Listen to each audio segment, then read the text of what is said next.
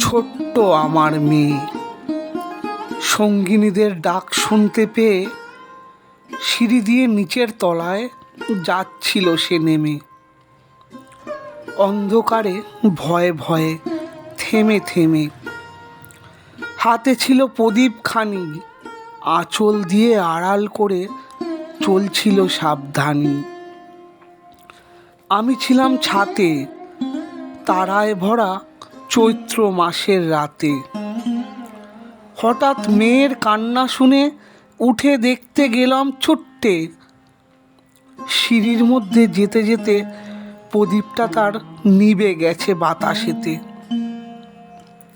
শুধাই তারে, কি হয়েছে বামি?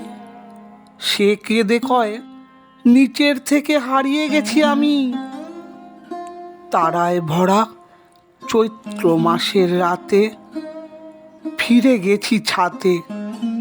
মনে হলো আকাশ পানে চেয়ে আমার বামির মতোই যেন অমনি কে এক মেয়ে। নীলাম্বরের আঁচলখানি ঘিরে দীপশিখাটি বাঁচিয়ে একা চলছি ধীরে ধীরে। নিভত যদি আলো, যদি হঠাৎ যেত থামি, আকাশ ভরে উঠত কেঁদে, হারিয়ে গেছি আমি।